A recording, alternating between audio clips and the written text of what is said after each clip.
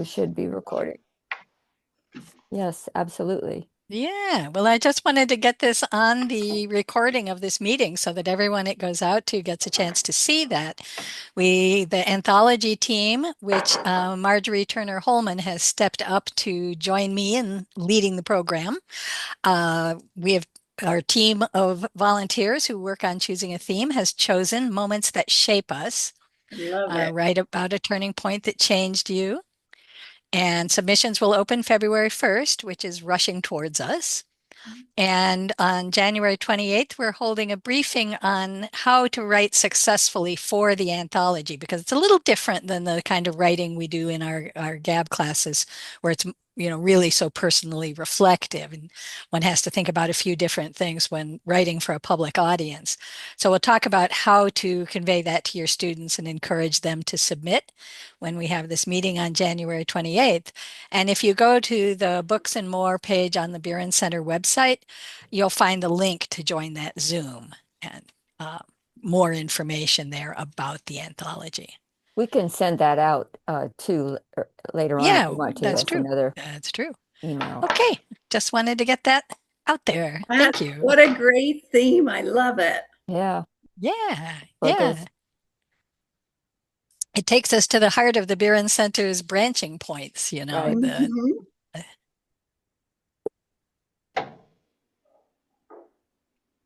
Well, here come people. I think there were 63 that were registered. that's So, remarkable. some will show up and some won't. And we have a recording, so those that can't, and I know some, like Carolyn said, she has to leave early. She's got another meeting. Uh-huh. Everybody's busy these days, aren't they? They are. I heard from Gani and Sheila in Germany that they will be listening to the recording. They were planning to attend tonight, but of course the But hour is difficult middle, for them. yeah. At least we've got Alice, who I think it's the tomorrow morning It's for you, morning. isn't it, Alice? Yeah. Okay, so we tried to match everybody. So the Europeans, it is the middle of the night for them, but we do get the Australian and the Asian people. So I'll leave it to you, Sarah. Thank you, everybody, for Well, coming. shall we take it away? Shall we get started? Well, we can. Yeah. Anybody have anything they want to say? You're all free to unmute yourself whenever. Um, Yeah. you want to give Uh, some of the parameters about putting questions in the yeah, chat? I will. Yeah. Welcome. We appreciate you. We thank you for being here tonight, and we thank you for being part of the guided autobiography instructor community, the GAB community. We have like 11 or 12 slides we'll go through as we talk this evening, and we'll pause for questions at a couple points in that. As questions come to mind, please go ahead and type them into the chat. Helen is going to monitor the chat. If multiple people are asking the same question, she'll sort of roll that up and present it to us when we pause for questions. So that's how we'll run the show tonight. And I guess I'll bring up the slide deck. Sure. Um, You should have oh, permission to share. I haven't now I have to find it. done anything. This is taking the There we place of our normal Gab go. chat because there's so many things going Yeah. on with the Beer and Center. It's the beginning of the year, beginning of a new session. So um, it would be nice just to get a fresh start. Oh, whoop. Well, Not on the right slide. Whoa. Let me get there and then I'll share screen. Help. Okay. we will do introductions and things later on. We've this becoming a nonprofit has been a work in progress for, I don't know, I think starting 3 years ago, 3 years before the 3 years that we are a nonprofit. So, oh, it was up. Now you lost it again, Sarah. It went Uh, back to that. is it coming back? Nope. Right now, all I see is the arrow and the chat and the pencil. No. It was there briefly. Okay. Then the full screen mode doesn't work, is what that's telling me. Now do you see it? Not yet. At least if anybody else sees it, say it. No. I don't. Uh-oh. Okay. What am I Do you have doing it as wrong? Sarah? Uh, are you There. seeing it now? Now it's up. Yeah. Okay. I think I can go to full screen mode and you will still see it.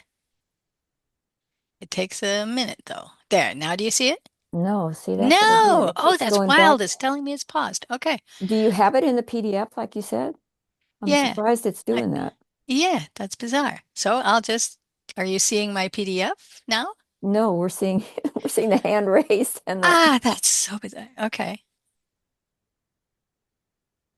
Now are you seeing it?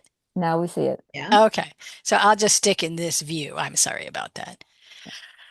So, as always, we should start by centering ourselves on the mission. This is why we're here. We believe in the transformative power of life stories to connect generations and build community, bridge diversity, and make us whole, one story at a time.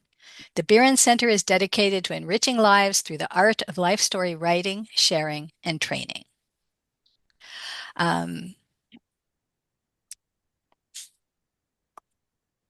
Behind the scenes, for several months, we've been planning for a transition to ensure the long-term strength of the Biren Center. And tonight we're going to talk about that.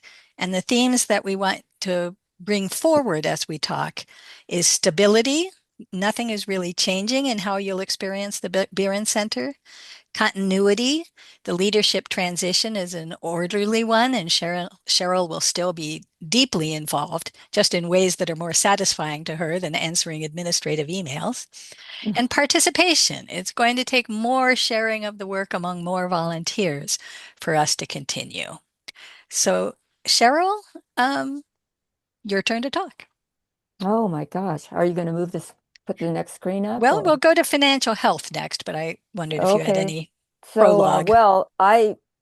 the only reason I'm stepping down is because there's been health issues in my immediate family that take my time and attention. And I didn't want to be a gerontologist who always taught people how to live the best life they could and not have any regrets. And then find myself, at going, oh my God, my husband and I should have taken that trip to the Grand Canyon, and why didn't we? I didn't want any regrets. And I may have pushed it a little bit too long now because there are some major issues that are getting in the way, but I realized that I will never leave the Barron Center because Jim Barron, I'm like somebody told me one time I'm the Gab Yoda. I knew Jim Barron, and his legacy is important to me, but I put myself as the founding member and a non-voting member of the board because I'm not a visionary. We have a lot of visionaries around. We have a couple visionaries on the board. They can much more clearly than I see the way forward in new ways. But I know what Jim wanted, and I want to make sure that that vision is honoring him. So I will Yeah. be a non-voting member. I'll be there. I'll be doing everything probably more than I was now, and more fun things because I'll have more Yeah. time to start classes and courses and work Right. directly with all of you. Yeah, you'll be deeply involved in the training. Um, Moving on, um, tonight we're going to cover financial health, leadership and governance transition, what is not changing, call to participate, value promise, new courses and instructor development, course proposals. We're looking for your ideas, and we're planning a survey. It's been a couple of years since we've done one, and it's time to do one again. Financial health. Ooh, um, the organization is in good financial shape. We have a healthy cushion in place. Um, that enables us to do thoughtful planning and focus on the mission. We don't have to worry so much about short-term risk. And we're building a board designed to exercise prudent stewardship. Cheryl, you want to say anything about the Well, finances? for the first time, we've been a working board. Like I said, we started years before. We are now in December, we were 3 years old as a California-based 501(c)(3) nonprofit. And we started with $10,000. Now we're way over $50,000. So we are moving ahead. Um, we, for the first time, are hiring a virtual assistant and a bookkeeper. So keeping the basis of the working board, which has been volunteer driven and they're excellent. I don't know when you want me to introduce them, if there's any special Um, time, yeah, I but think we'll do that as we go to the next slide. We'll okay. introduce. But Um, we are working to give you, the GAB instructors, what you need. what you need to go out and continue doing this. And one thing I do want to say is that we have now, as of December, we had 799 GAB instructors in 35 countries. We had our first student in India. We had a first one in Switzerland. And so now with the new ones, we're going to be up to 811. You know, Wow. Heidi and Steve have, a class with 12 in it. So we are doing well. Yeah. I want to just say that the fact that we are in such a solid financial position is entirely due to Cheryl's selflessness. She has never taken a salary or any kind of payment from the Buren Center. I don't know if you even reimburse your expenses. She has given heart, soul, and pocketbook to this organization, and because of it, we are in a really great place. And I'm Thank you. But so grateful for that. everybody has, all of the board, nobody, I mean, Right. we've all been very careful and cautious with our monies. And Yeah. anyway, thank you. Yeah. So let's introduce the board, the past board members who are with us. And I'm going to stop sharing for a second just so that we can see faces on screen. And if Okay. you have ever been on the board of the Buren Center, please raise your hand. Um, Okay, I can go through and I know those who were. Renee Johnson is how we started. Renee, I yeah, don't know if she's here, but she is the one who was the catalyst for us to go, wait a minute, before you start a nonprofit, maybe you better look and see if a nonprofit is really what you want to do. So we must have worked with Renee for at least 2 years before we took the step for nonprofit. So with that group, we had Nancy Sharp, Bill Marcella, Sherry Coleman, Lily Bankford, Lee Morrow, Heidi Thorson, and Sarah, you were on that, right? I think you were hmm there from the very Yeah, I was beginning, there from the right? beginning. And then after we started the nonprofit, we only added Stephen Weisberg, Helen Davidson, and myself. I've always been there. So there was really only Mhm. two that came in, Stephen and Helen, that came in later, unless I'm Yeah. missing somebody. Sherry or Heidi, am I missing anybody? Emma, did you mention Emma? Oh, Oh, Emma. Emma Fullenwider. Emma was definitely there, and she was part of the publishing the very first anthology. She's So the one she, who brought the idea of an right, anthology. Yeah. right. So Emma was there with us in the beginning too. Yeah. Thank you, Um, Heidi. And of course, our volunteers who served in other roles, not just the board service, but all the other things people have taken on. The team that's worked on the anthology, the team that's worked on the Gazette, Oh the yeah, team that puts on the Gab chats, the team that worked with Elizabeth Johnson on the Gab Ab Summit. Summit last Yeah. year. All of these show the strength that happens when people come together. And then we should also mention in the trainers, the guided, Yes, all of you are here because you've been in a class with one of these trainers or two of them. Wendy Bancroft, Pam Hickle, Lee Morrow, Lily Bangford, Heidi Thorson, Sherry Coleman, Steve Hoover. So all of them, somehow, am I missing anybody there? The only other one who no. I trained was Flora Brown, and she never did it. So I don't know if I was a failure as a Ah, trainer or what. She was the number one, and oh, she went out and started her own life coach business. But uh-huh. um, Well, so she's our pinch hitter if we should need right. one. Yeah. Okay, I'm going to go back to the slides now. It's nice to take a look at all the faces while you talk about that. It's so nice to see. I'm starting to know some of these names and recognize faces, and it's a lot of fun. So we are making a transition in leadership and in governance. Cheryl will now have the title of founding director, and she will always have that title. And she is our connection to the mission, to the method, and to the Buren legacy. I'm stepping in as interim director. That means I don't intend to do this forever. I intend to stand up an executive director position uh, that could become a paid position of the organization and be ready to transition to that when the organization is ready. That might be a year, it might be longer than that. It probably won't be much shorter than that. But I should probably give you a little background about myself, since not all of you have had a chance to know me or my work. I'm basically a freelance writer, and mostly I work as a personal historian. I help people write about their lives and work as a teacher, as a developmental editor, as a writing coach, and sometimes as a ghostwriter where I interview and write in my clients' voices. Teaching reminiscence writing has always been part of my work since I discovered the field of life story writing. Before that, I worked in marketing and advertising. I had my own business for 12 years. I have experience in entrepreneurship and experience in leadership with the Association of Personal Historians, where I was on the board for 10 years and president for the last 4 years of those.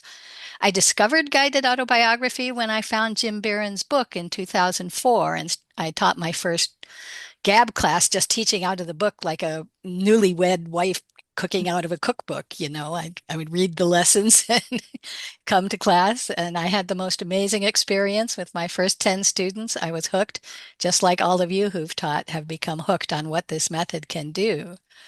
I have a journalism degree from Indiana University from decades ago, and an MFA in creative nonfiction from the University of King's College, Halifax, that I just finished in 2019. So I was a returning student at the age of 62.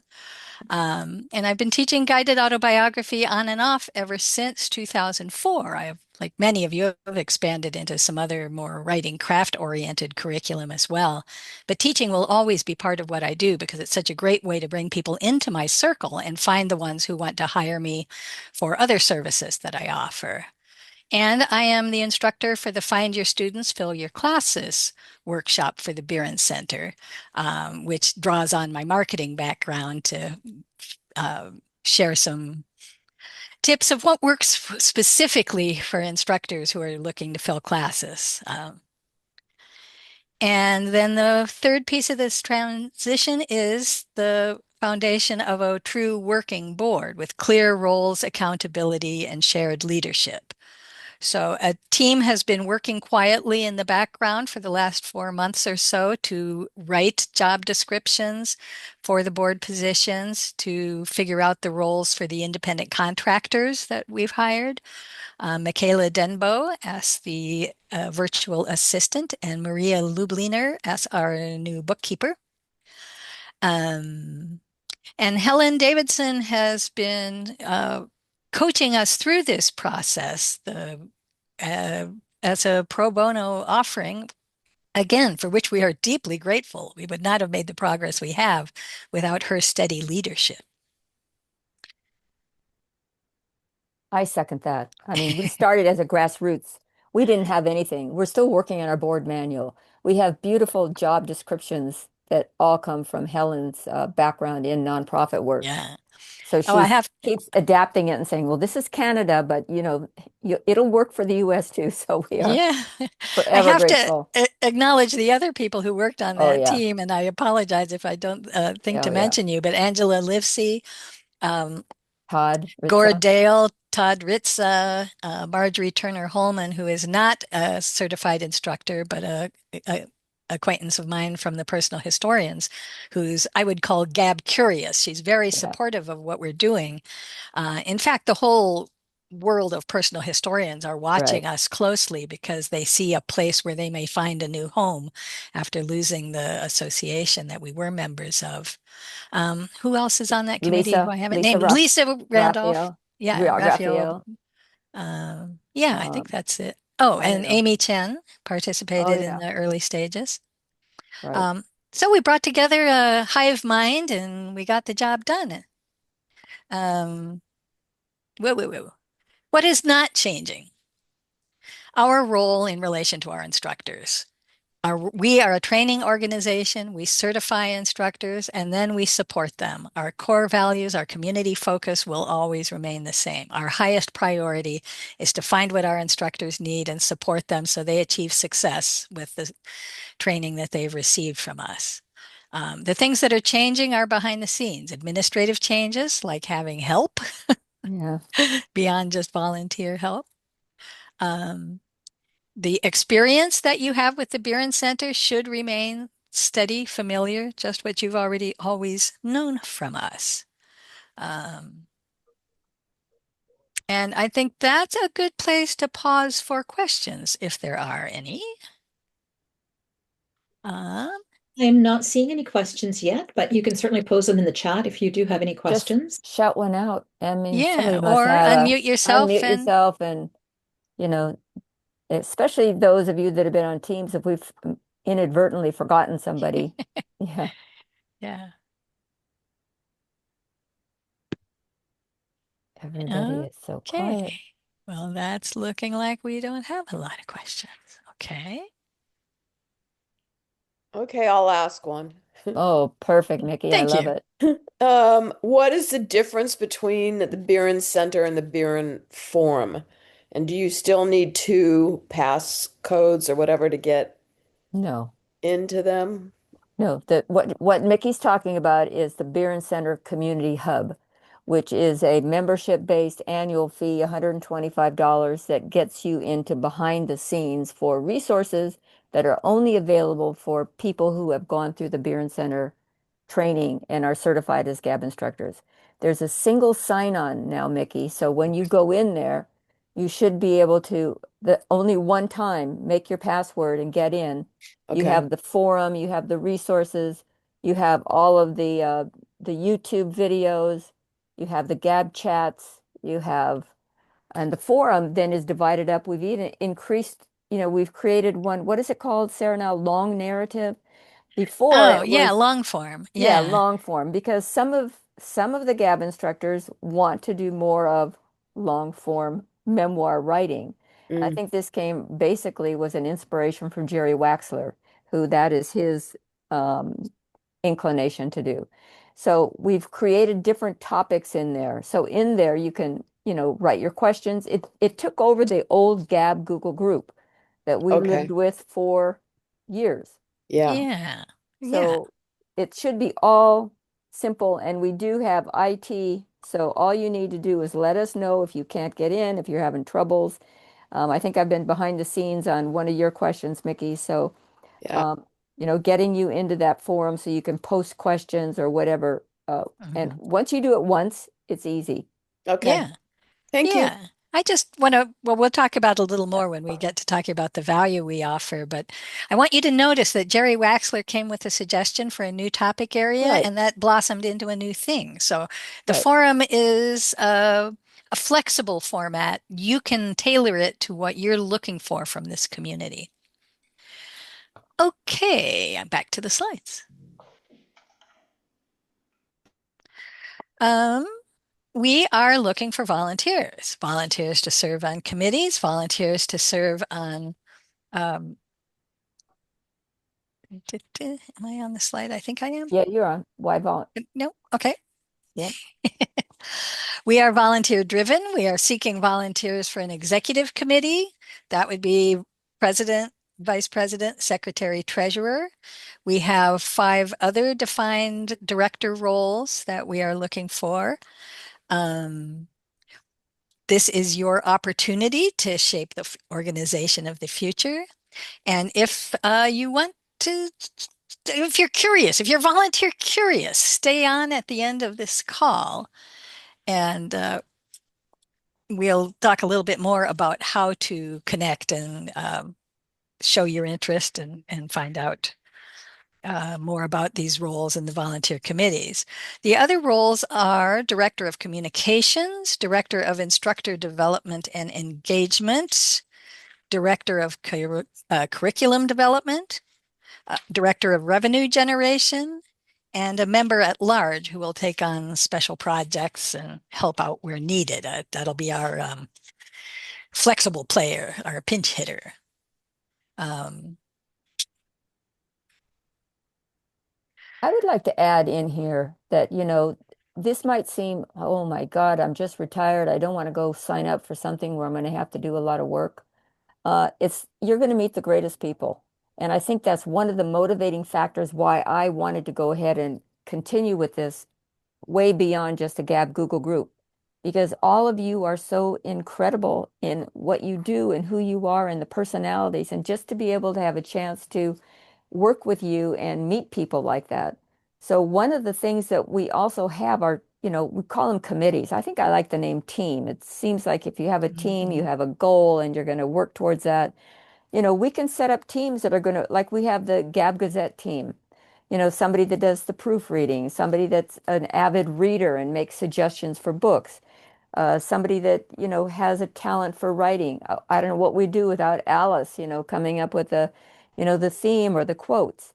So and it's not, well, I guess I shouldn't say, I was going to say it's not a lot of work. I don't know. It depends on how much work you think it is. But you Well, have the advantage of working with other people that are working together on this. It's not just you alone, it's collaboration. And yeah. so we can have teams on other topics, just like within you said we have the communication. Well, we could have somebody that was the liaison between the GAB instructors, and the Beeren board. Somebody that was Mhm.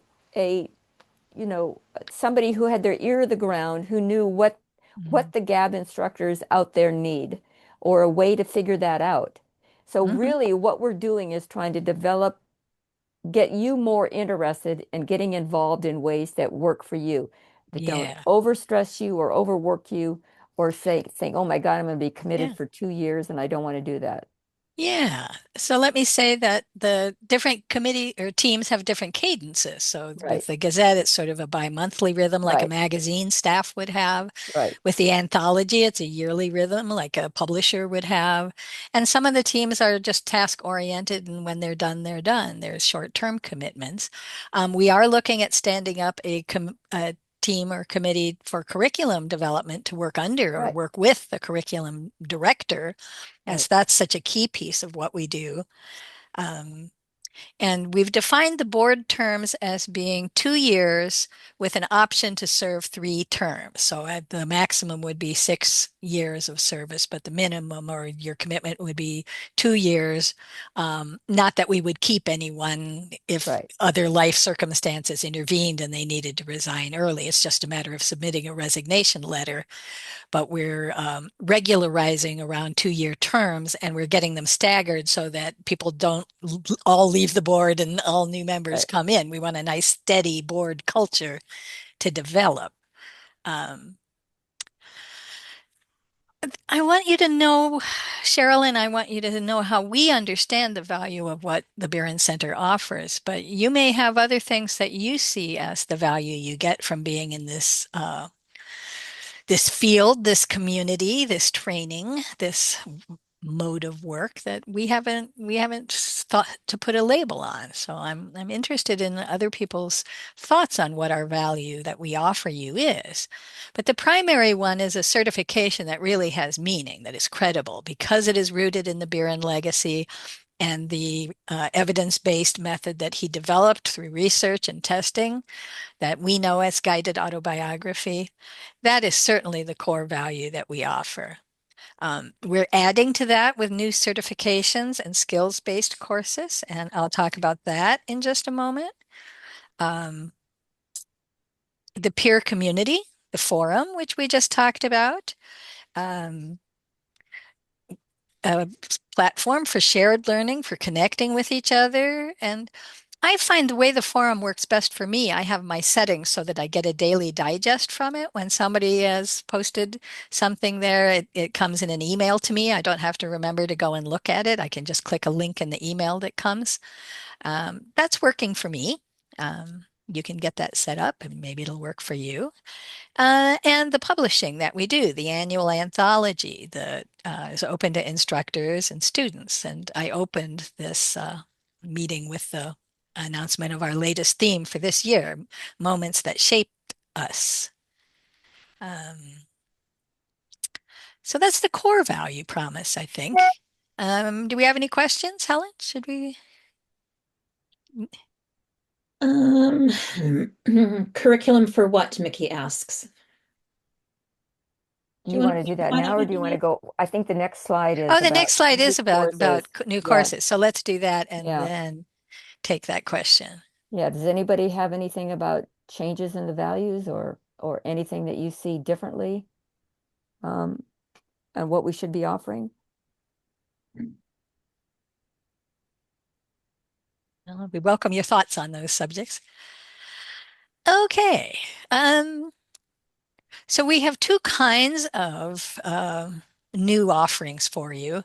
One is instructor certifications, meaning courses that you take and then you have the content to teach and are certified to add that to the offerings you have for your students.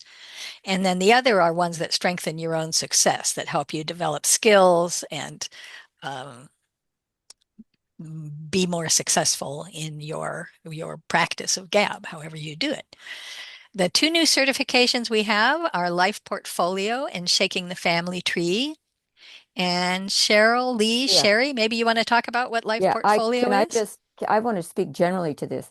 Yeah. Both of these classes, Shaking the Family Tree, which Jim Beeren called Family History, and Life Portfolio, they come they, he we I worked with Jim back in the late 90s, and it was about the year 2000 when we actually created these new syllabi, because it was never just about guided autobiography. It was always about expanding and doing other classes.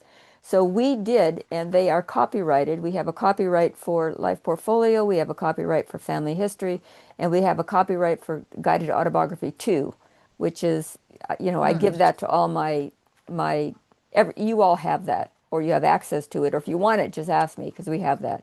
What we've done now is form teams. So we had Sarah White, and originally with Lily Bangford and Heidi Thorson working on Shaking the Family Tree, which was the original family history. And then Sherry Coleman, Lee Morrow, and myself took on the Life Portfolio. So we took the old syllabi and we revamped it.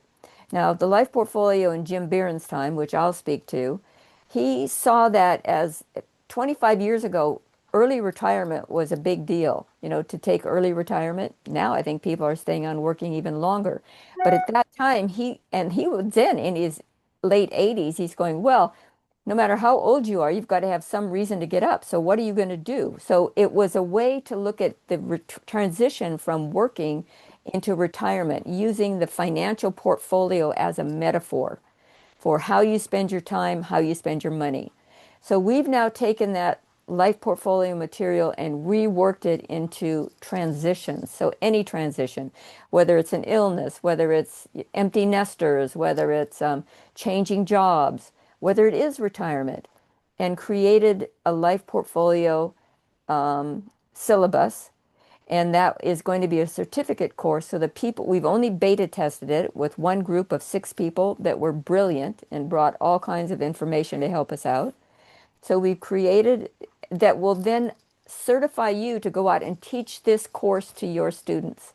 So you may have, students that are, I'm tired of writing my life story, because the thing with guided autobiography is people don't want to let it go. Once you've got your first, second, third group, I bet many of you have classes that have been meeting for 1, 2, 3 years. So here is another option, Life Portfolio, or maybe you want to go into a new group and set it out as something separate. So I'm going to just talk about that and then let Sarah and Heidi talk about Shaking the Family Tree. So I want to know if Sherry or Lee have something they want to add about the Life Portfolio class. Certainly. Okay. Sherry, do you want to go first or should I jump in? You jump. Go right ahead, Lee. I don't have anything I need to add, so. Okay. Well, first of all, it's lovely to see so many familiar faces here. And thank you very much, Cheryl, for the opportunity to just talk for a couple of minutes about Life Portfolio. As instructors, it's really awesome to get a few new tools in our tool belt to be able to go back to our student body and say, hey, I have a new class. It's 6 weeks in length. And I think it's something that will really build on what we have created, whether they've taken just GAB 1 or whether they've gone on to GAB 2. And I think it is really in keeping with the whole portfolio that we try to help with our instructors, that this is really, this is building on your profession and building on your whole niche as entrepreneurs, and the ability to have another class that you can present and lead, and from there build on that repertoire within your student community is so very important. Lily and I, when we teach, we find that so many of our students really want to continue, as Cheryl said. Oh gosh, don't end it now, and then we come up with other ideas for them to get together or encourage them to do their own groups outside of our instruction. But this class that I'm teaching, Life Portfolio, will kick off again. We've been having a little bit of trouble getting it off the ground, and I think that's because we offered it probably during the holidays. A lot of people were busy, but we have it scheduled now for February 27th, which is a Friday. It'll run from 10 till noon Pacific time, and it's a go. We have enough people to make it happen. So I really encourage you as instructors, you know me, you know Lily, you know Heidi and Sherry, and all of us really are here to give as much as we can to your success. And this is a course that I think will really resonate. It has lots of possibilities for you to incorporate it into your practice. If indeed you're not really teaching GAB, you're using it in your own private practice. But it also has the ability for your GAB students to build on those stories that they've already started in GAB 1 or even GAB 2. So as I said, it's a beautiful tool in your tool belt as little entrepreneurs out there being GAB instructors. It's tricky. It's really tricky right now. You need to have a number of things that you can offer. You spend so much time and so much energy getting your students into your classrooms. As Sarah knows, those classes are always filled with people going, how do I fill the seats in my class? This is another way to hold on to them and have retention. And that's really one of the success of being an entrepreneur as a GAB instructor. So I'll leave it there. Thank you for the opportunity. And I hope some of you will join us in later February. I'd love to see you again. So thank you very much. Thanks, Lee. Well done, Lee. You two want to take on shaking the family tree? I always saw this as a Well, good lead in. let's see if Sherry wants to add Okay. anything. Sherry? Oh, that's very nice. No, my thing was we were preparing this, going from what Dr. Barron had already put together, is that I think it was our hope that this could be an incredibly important moment for people who are going through transitions, who don't know maybe what's next, but they know that they need to move on to something else. But it really helps you look deeply into what are your values, what are the things that can help you really shape and be very intentional about shaping your future. And so I think that's kind of what is behind all of this, is that it would be of real value to people really looking at next steps and what comes next in your life. So that's all I have to add. Perfect. Perfect, Yeah. Sherry. Thank you. Yeah. The Shaking the Family Tree, as Cheryl said, grew out of material that was prepared by Dr. Biren and two women who were working Yeah. under him. You'll remember their names, Cheryl. Gianna Taylor and Robin Mincer. Yes. Robin Mincer, that's it. Yeah. I was excited to work on that team because in my teaching, which I have done mostly through libraries and senior centers in my community, although now I teach through the community college, but they were always interested in classes for people who are the family genealogist. They get requests for family history classes. And so when I saw this opportunity, I knew this would be a thing that our instructors would find easy to promote to their communities and find opportunities to teach. It might be the thing that gets you in the door to teach other GAB-related content. And I'll let Heidi speak more to what's in the class and how it's structured. And I'll just shout out to Deb Winters-Labarge, who came on the team at the end and really helped us carry the development of the prompting questions for each week forward. Heidi, you want to take it over? Yes, thank you. I'd be happy to chat a bit about it because it's just such a great class. We did a beta test on this class in November with 6 amazing individuals, and I just had so much fun listening to them and learning from them and sharing with them. It exceeded my expectations, this class did. So kind of stepping back to the process of how we came up with the material that we're teaching. When Lily was with us, and Sarah and I, we met, and it was this balance between the genealogy research, finding, your family tree, your roots, all the different things that go along with finding out who your ancestors were and what their history was, involves a lot of time and a lot of research. And to do a class in 5 weeks, we didn't have time for people to do research.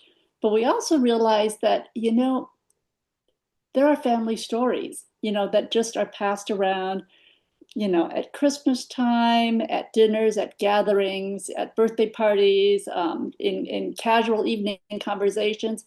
Those family stories are passed on, and that tradition is as old as, as the history of man, where people sit around and talk and pass on stories. And that's where we landed in focusing this curriculum, is telling the family stories. Gab is about telling your story, your branching points, your experiences, your relationship with money, and your stories about your spiritual life. Family history, this course is about telling the stories of your family. And for most people, that might only go back 2, maybe 3 generations, because that might be all you have access to or know about. Other people have a deeper, more depth in the background of their families. That it's up to you. It doesn't really matter. But you know about your grandparents, perhaps, how they met, what was the job that they had? When did they come to America, or, arrive at a different country? Did they migrate from one country to another? What were their struggles? What was their educational background? What are some of the things that they treasured? What are some of those treasures that get passed on? Very simply, a quilt, a baptismal gown, jewelry, whatever. These are all different topics that come up in the lessons of the family history curriculum. Yeah. And you're telling the stories of your family, but through it, another common thread that goes through each of our lessons is examining and looking at the values of your family. What values come through when you look at, the places where the people settled, or you look at the characters in your family, and are those values still in existence? Are they in conflict with values that you have today? Do you see those values represented or modified in your life today, or in today's current generation of other family members you have? Mm-hmm. So it's just a great 6 weeks that is spent kind of dissecting and looking at your family stories. Yeah.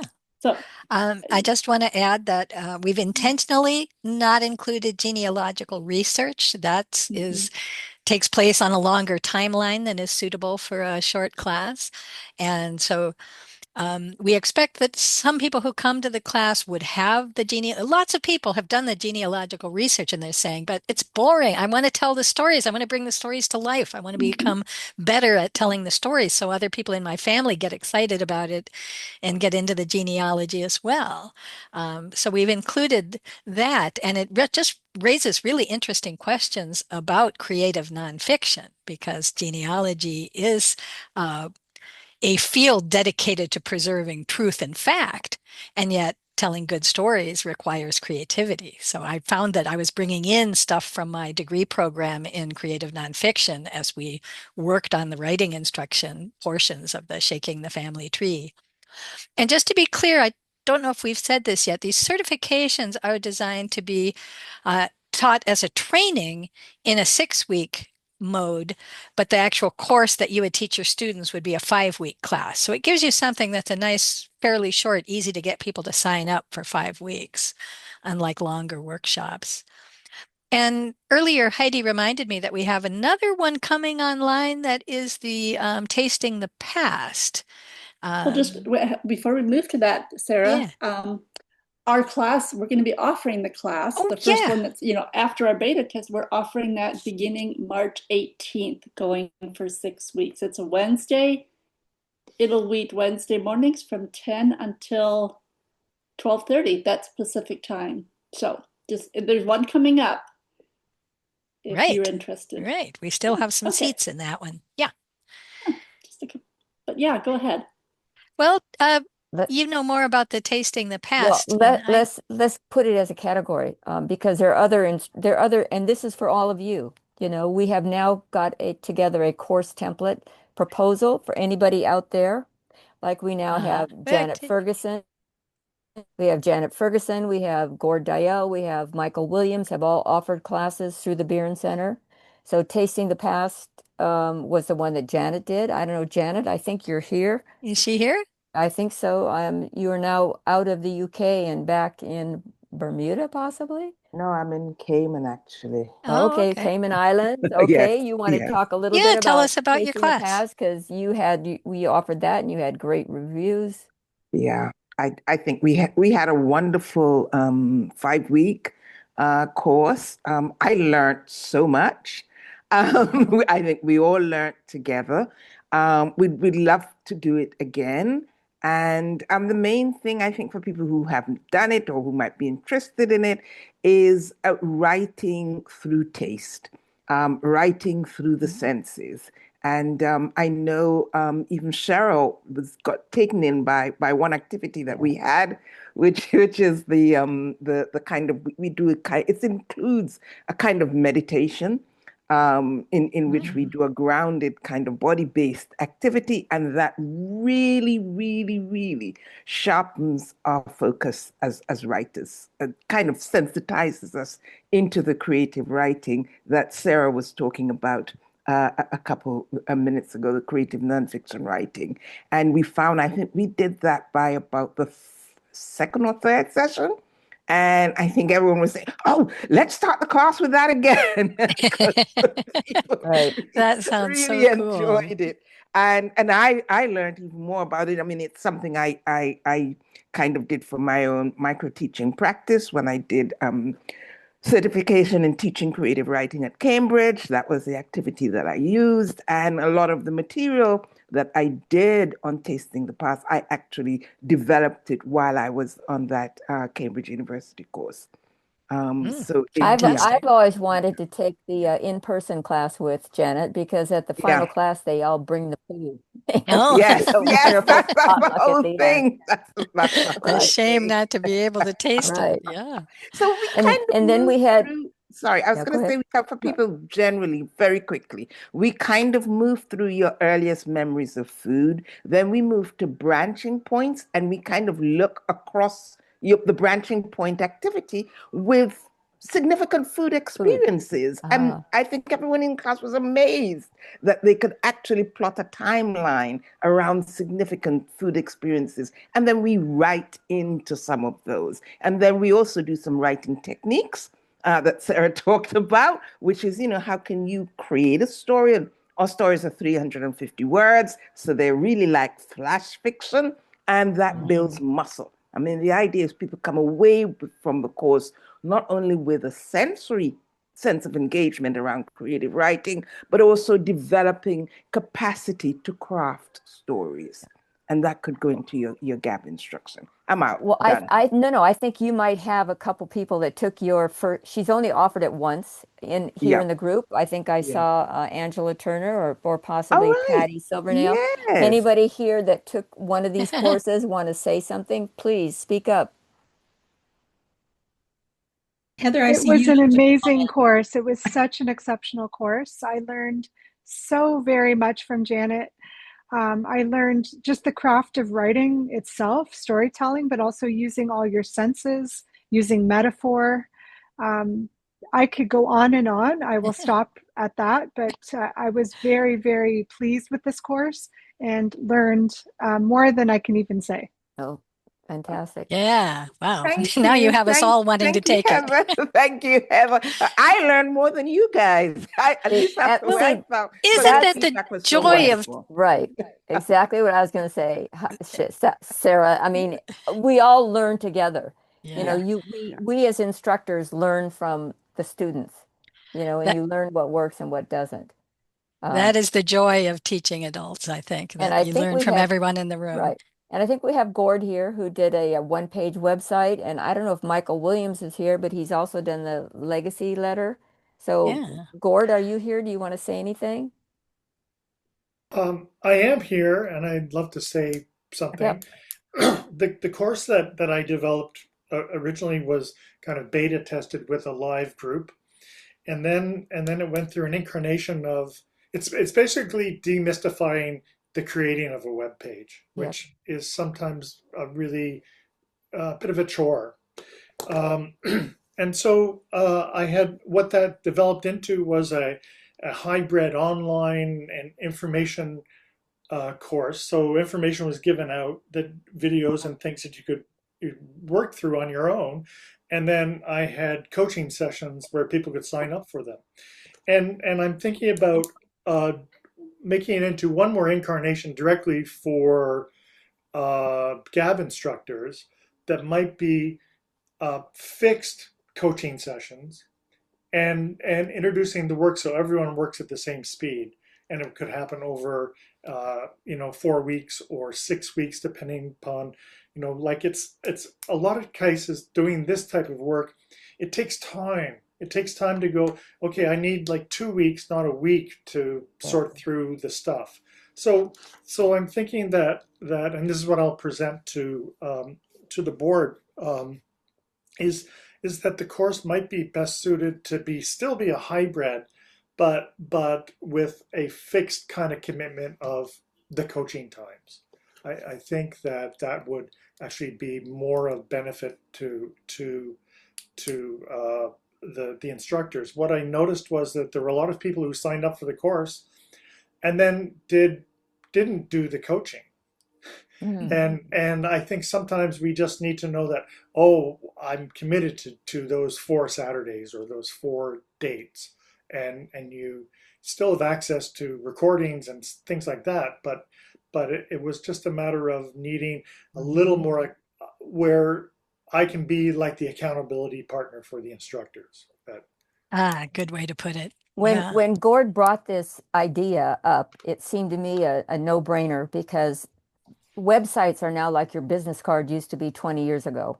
You know, everybody. And one of the things, and we thought bring it to GAB instructors would make it easier for you so that you don't think, well, I've got to go out and hire a web designer and then have them make all the changes. If I want to change this or change that, somebody else has to do it. It's going to be an expense.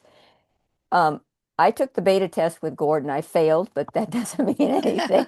That doesn't mean anything because he did a great job. But I think now in this group you have somebody, isn't there someone, Angela, somebody or that took the hybrid course with you that can kind of speak to this? Is Angela Lipsy here?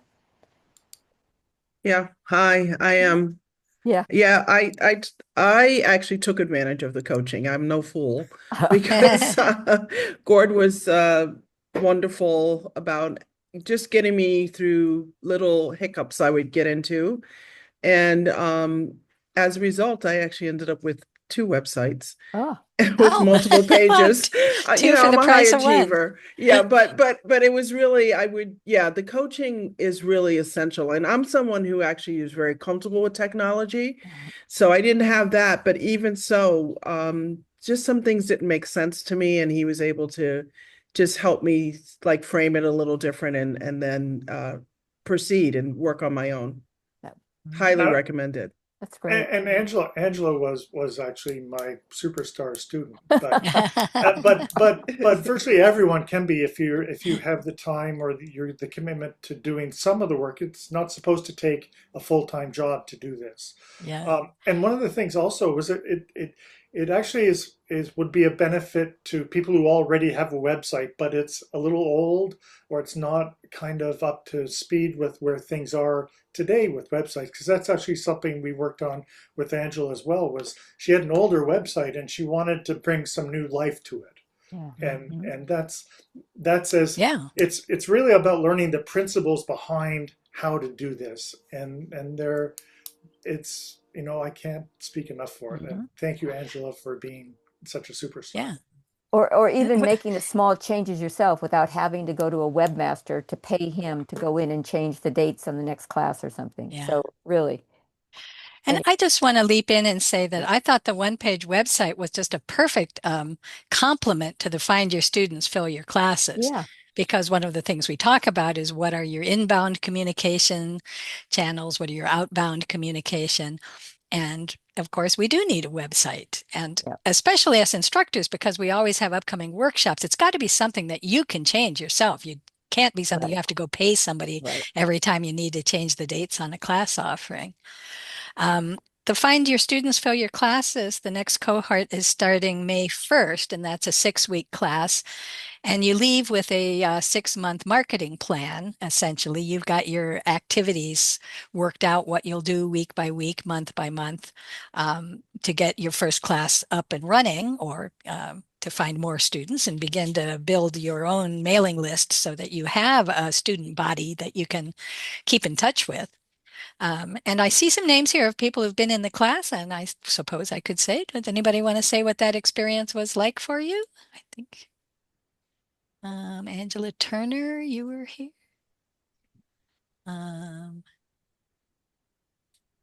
Anybody? No, maybe not. I could speak to that because I took your course, Sarah, Oh, true. a number of years ago, and that actually had inspired me partially to build my course the way it was Ah, built. Ah, wow. I found that I was in exactly the right person to take the course because I had sort of done all the background work and was wanting to get out there and was missing those little bits and pieces that was going to help me market the course and not be kind of crazy about wanting to be a salesman with it and looking at all the little things and the other aspect of the course, very much like guided autobiography work, is that I learned from the other people who were doing the course. Right. yeah, right, right. We all were working through the same sort of exercises and doing the same work, and it was really interesting to see. Oh, that person was like that. This is a way that they had into the same problem, and so Mhm. you learn as much from the other people as you did from just from the course alone. Like if you Yeah. just took it without that live instruction. Thank you for that. Yeah, we have a number of paired activities where we have you do things like practice your elevator pitch with someone. So it really works well as a small group class.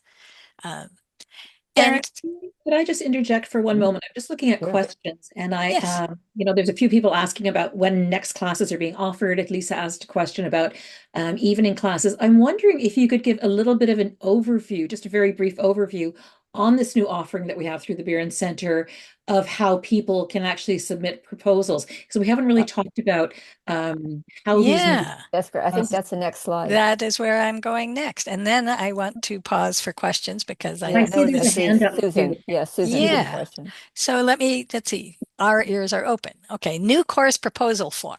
So anybody can propose a class. We give you some guidelines about what we're looking for and parameters, but we're wide open to ideas. It can be a training, that it can be a skills development. It can just be something that is fun that our community would be interested in. You can find that form if you're a subscriber. Go to the Community Hub, the resources page. You can download it from there. And if you aren't a subscriber to the Community Hub, just email one of us and ask for it, and we'll be happy to get that to you.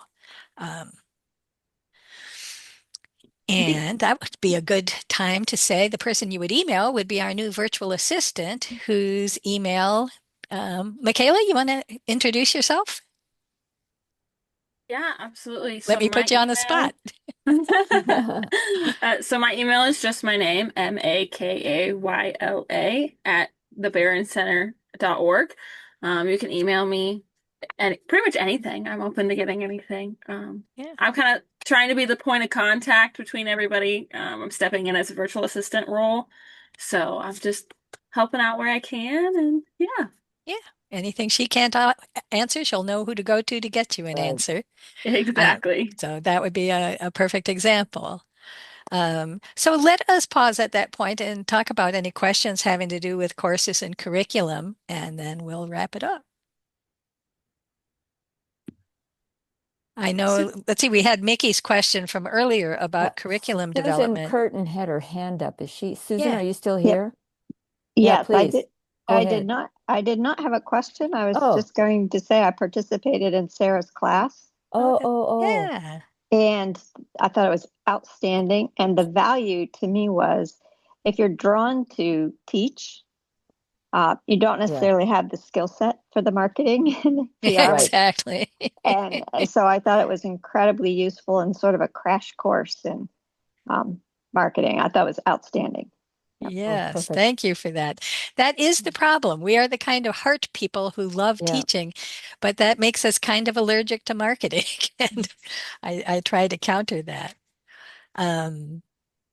I've been working in the background here on an answer to Mickey's question about this, what is the curriculum committee about? That has not been fully defined yet, but I would say at a top level, it's about ensuring the quality and rigor of every course we offer. We're envisioning a sort of quarterly semester schedule so that you know when classes are starting at a regular time, and we have a nice rounding of offerings in each quarter. The curriculum committee would be seeing to it that the pipeline of workshops is filled for each quarter, and would be the group that reviews course proposals that comes in and then makes recommendations to the board about what to give final approval or what to send back for further development, which is not uncommon for us to have some go-arounds with course proposals that come in to tweak it into something that we think is the best offering that it can be. Cheryl, anything to add about what a curriculum committee would do? No, and each course goes through an evaluation. So then the evaluations come back to the board. So we know we're just trying to do the best we can for all of you. So asking for your proposals is, you know what you need. You know, maybe somebody wants to do a self-publishing workshop. That's true. Yeah, we're open to your requests as to what you'd like to see a course. I think I've talked to Lily before, and she's talked about using AI. Maybe there's maybe there's a course about using AI or something else out there that you need or could help you. So we're open to any and all suggestions. And what the bottom line is trying to meet whatever needs you have. And I think this too is where the survey will come in handy. Running the survey again and finding out what it is you need or don't need or tired of us asking or whatever it is. Yeah. There's a few questions here that have come up, and I think just in line with the survey, I think it was Lisa who had asked, are there any plans to offer any evening classes of all these classes? And I'm thinking that's the sort of thing that the survey might be able to capture, is sort of your needs also as to what you're looking for. There's two other questions, both completely different questions. One is Angela asked how people can find out more about the board positions and how they would proceed in finding out more about them. Yeah. Well, one is an invitation to stick around for a minute or two after the close of this presentation, and we're getting there. We're about to the finish line here.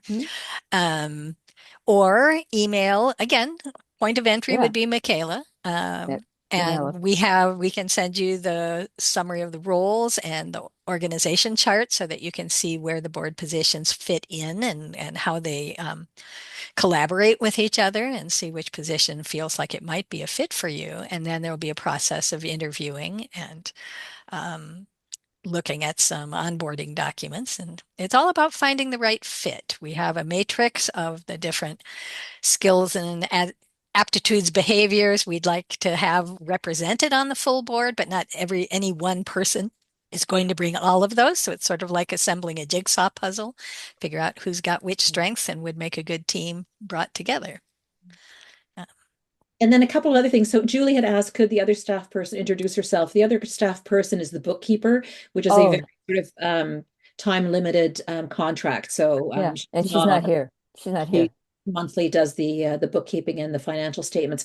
There is another question here from Melissa Schwartz, who says she's been teaching since 2013 and is looking for more in materials to use, and then says, do you have any suggestions before I sign up for future classes at the Beeren Center?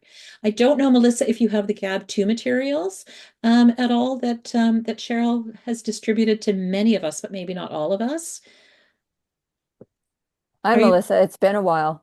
You're still muted. No, I don't think I have those. So yeah, no, I can definitely send you the GAB2 materials. And I don't know if you're a member of the GAB community, but under resources we have, gosh, there must be 15 themes that we have up there.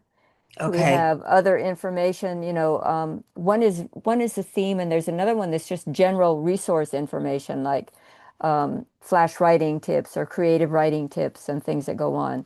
But anyway, things like that, anything that you see in there that we're missing, let us know.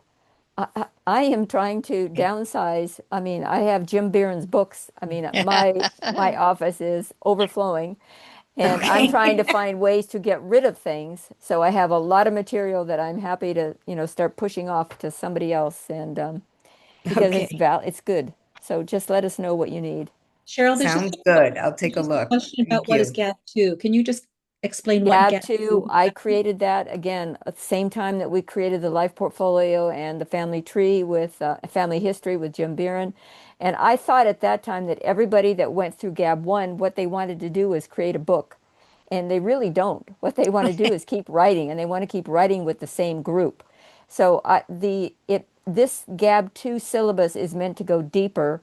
I mean, the themes, the questions are more sensitive. It gets into deeper issues than, I don't want to say more superficial than guided autobiography, because guided autobiography, again, if you look at the questions, you can take an easy question or you can take a deeper question on any one of those themes, but it's just meant to go deeper. And it's listed on under the Beeren resources, but I'm happy to send it to anybody that wants it. Lisa Raphael said she'd like a copy too. Okay. Which also makes me think, and I'm not sure if there's a way to do this, but when I think I do my alumni groups have been going for 2-3 years, and I create themes for them all the time. And so I'm wondering about how many of us actually have all sorts of themes and activities and all that we've developed, and if there is maybe another way of sharing those types of things. Certainly, I think in the forum, if you have a specific topic that you might be looking for, you might want to ask if one of us has maybe done something, because I'm certainly happy to share some of the things that I've done too. That's a good point, because I think it was Gord that you were going to do something with veterans, and so there was a veteran, working with vets topic that went around at one time. Yes, and the themes that we have listed, many of them are from GAB instructors that have said, sure, share this theme. Here's one on Valentine's. Here's one on travels. Here's one on, sibling relationships. So we've added them as we can into the theme resources on the Beeren Hub. Yeah. I think that's pretty much it. I think I've caught all the rest of them. Okay. Well, we'll just wrap it up here by saying the next thing the board will be working on is fielding a survey. Quite parallel to what we've done in the past, so that we have data points for comparison. But the whole point is to find out what we can do to support you. What do you value most that the Beeren Center can do for you? Your answers will guide our programs that we develop, the resources that we pull together for you, just like you're seeing happening right here with the interest in GAB2, and the priorities for us as a community as a whole. Excited to find out more about how you are all using guided autobiography. It's pretty clear to us that not everyone takes the instructor training because they intend to become an instructor. What can we do to support those of you who are using your training in different ways? This is a big tent. You're all welcome here. You don't have to be a person who's running 3 classes a year to qualify or anything like that. There's no gate you have to jump over to be in the instructor community. So thank you all for listening to us. Thank you for your trust in Cheryl and in me and our co-leadership here. Thank you for your support of our programs, our mission.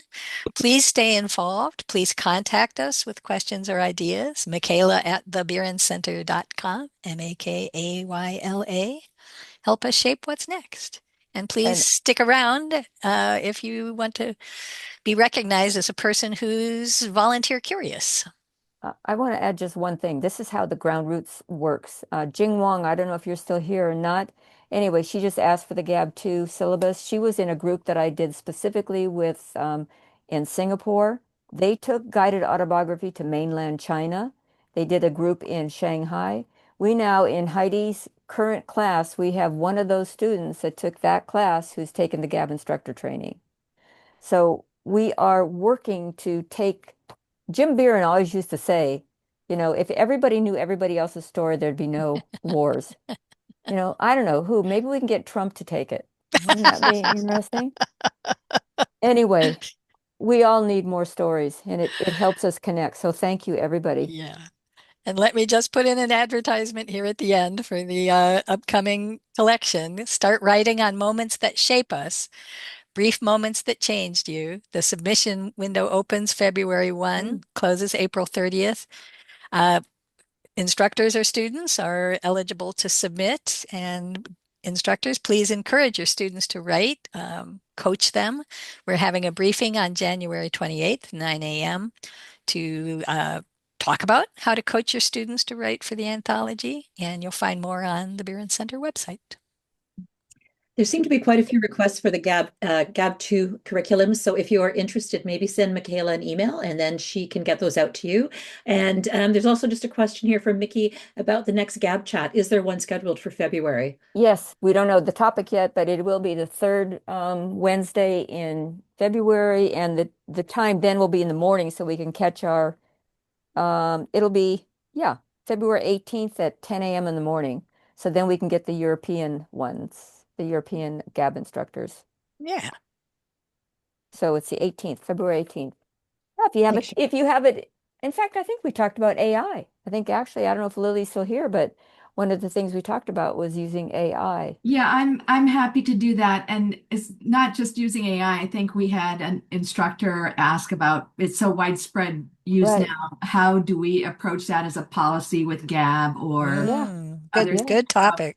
So I'm happy to talk about that at the next GAB. Oh, thank you, Lily. Okay, there you go. You got a preview of what's coming up. Sounds fascinating. Yeah. All righty. All right. Well, this meeting is adjourned. Thank you very much. And Cheryl and I will stay in the room for a bit to say hello to anyone who wants to stick around. Bye, Sherry. Thank you, everybody. So nice to see so many faces. I see Val Perry again after all this time. It's lovely. Hi there. Hi, Val.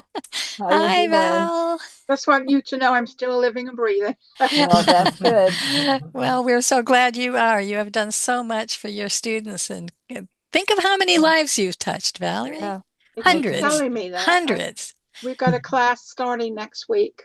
Yeah, that's Val is wonderful. one in Florida who's done it through the library, and I think you've at least 5 of your GAB instructors there have gone through the training. Yeah. As well. So it's a great thing. And I don't know how many books you've done now. I know I've got a copy of one of them. Yeah, no, one was enough. Well, don't listen to her, Sarah. We're now on number 5, Val. I do have a question though. While I got you, I know that I took the class. One of the first people to take you the were. class. I think it was in the first class, and that would have been 2009, 2010, Val. Yeah, and it was pointed out to me by one of the younger instructors that that the class had evolved and thinking had evolved, and and it was probably taught different then than it is now. And so I'm wondering if there is a refresher class for those of us who took it back then, and just to bring us up to date, Absolutely. I can send you, it's changed incredibly. In fact, we've also had what we call backbenchers, or somebody, in fact, Heidi in her current training has one that took it 3 years ago. Then her mother died and she had to go through all the estate planning, et cetera, et cetera. She couldn't teach. She's back in sitting in on the training part of it, but not writing the stories, and for free. There's no charge. Right. So yes, Val, anybody that wants to do something like that, come to me. I'll talk to you separately, Val, and get you set up, because it's a big change since 2010. Yes, I got that feeling. Yep, absolutely. Yeah, what a great question. Yeah, thank you for that. Okay, I'm going Well, okay, bye. Bye. Enjoy your Florida. I have a question. Yes, Julie. Thank you, Sarah and Cheryl and Helen and everybody who organized this today. This has been a great meeting and very informative. I was interested in the job descriptions for curriculum development and instructor development. Yeah. How would I access that information? Your name is being written down as we speak. We don't let anybody go. Please send an email to Michaela and just put that in your subject line. As soon as anybody raises their hand, you're grabbed. Okay. Thank you very much for expressing interest in that. All right. Anyone else? Questions? I'll continue my commitment as being part of the team doing Gab Gazette and the anthology. You are a key player in that. I wouldn't let you go, Alice. That and the anthology both. So thank you. Thank you too. Yeah, you're a perfect example of how you find the thing that interests you to do, and then get on the team with people who are doing that thing. There's rooms for lots of different talents in this what do I call it? This mission, this movement. Yeah. And I love the way that you've brought your creativity to it. Your ideas are always just sparkling with the freshness. Thank you. Yeah.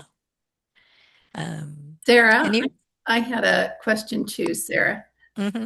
On the positions you were going over, the board of directors, and I can't remember what else you had another set of You want to put do you have that you could put up? I could put up the organizational chart if you all.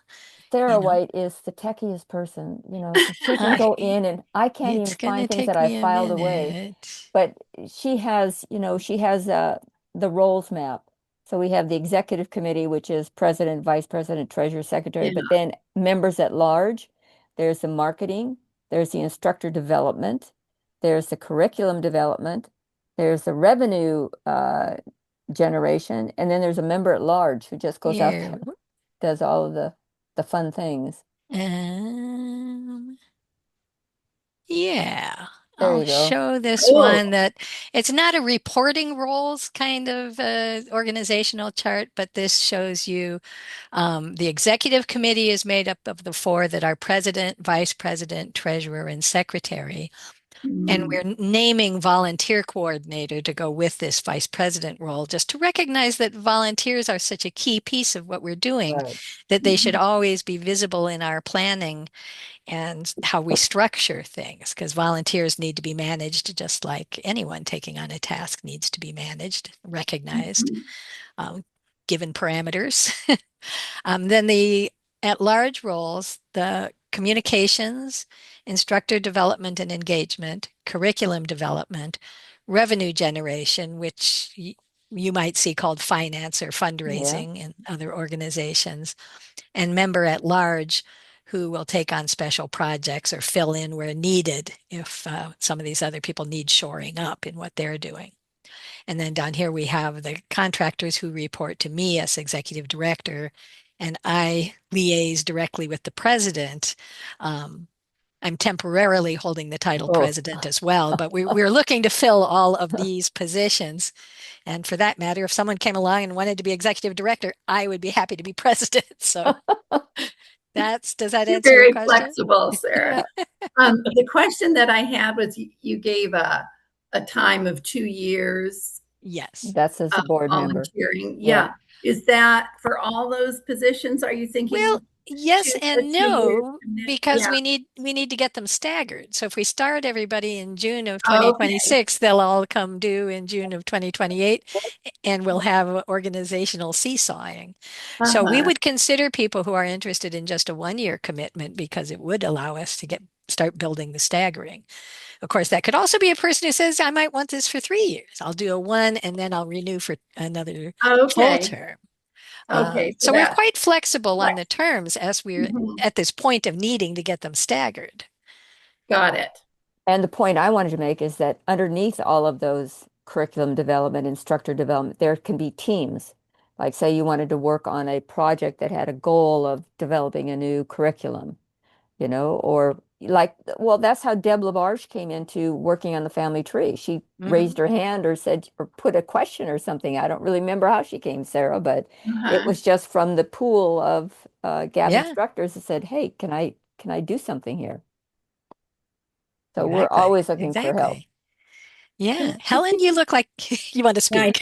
It's very obviously speak. I just wanted to mention just around the whole board piece. So in a sense, the Buren board has always been a working board, but has never been a formalized working board. And so for people who are familiar sort of with boards, or even if you're not, for the most part, boards are governance boards. They make policy decisions, they oversee.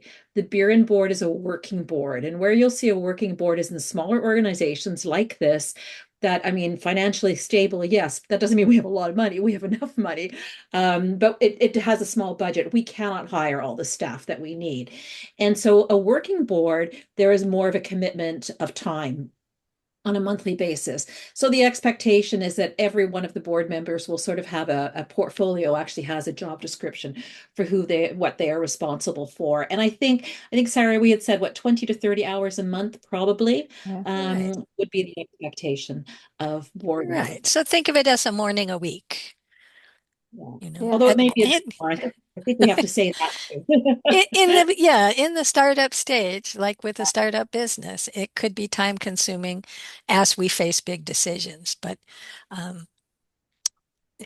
it's fit into my life for the past 2 years, and I think most people are able to fit in the things they're passionate about.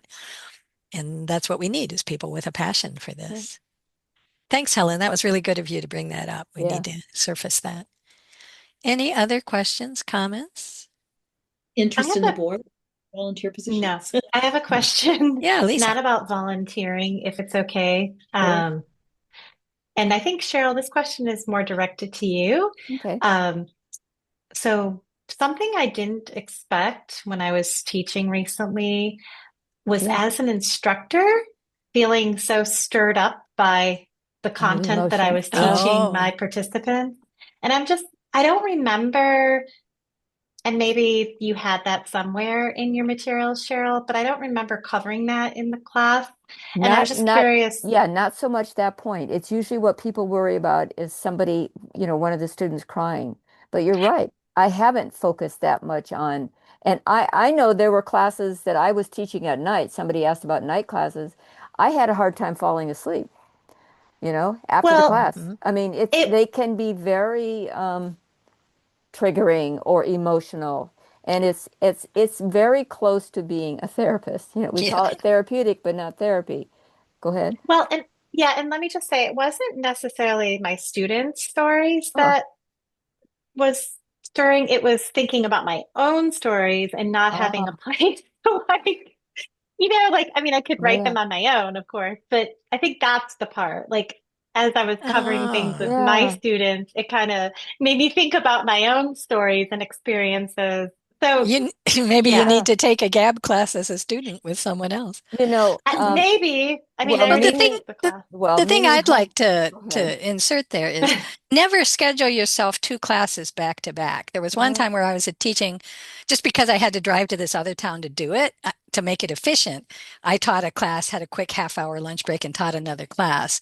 And because it does affect you what you're taking in, and you need time to think about and absorb and file that away before you walk into the next teaching situation. I found it really tough to run 2 classes so close to each other in time. Yeah, Give yourself time to prepare and to recover from each class. I didn't do that. I mean, there was actually 2 classes in December and 2 classes in January, so it was kind of spread apart. But yeah, it was just something I wasn't expecting. I see Julie trying to speak here. Very But I interesting. have a great Cheryl, idea. And my because audio was off. So, yes, Lisa, I just wanted to say I was in a GAB instructors group for about 3 years. Yeah. And monthly. We did our themes. We wrote. Was that with Mimi, Julie, or who was that with? It was with Tallulah Cartwright. Oh yes, but who was it? Who organized it? Was it Mimi Holmes? No, no, it was not. Okay. Lily was in it for a while, and somebody else was for a while. But could I call time for a moment here and just say, if we're segueing from talking about volunteering in board position to troubleshooting for each other, that's fine. But we should probably turn off the recording and just acknowledge that we're shifting topics here. Oh, that's a good idea. Is there anyone else in the room who wants to speak, has questions about volunteering or board service before we close the conversation on that? I feel like we're complete on that.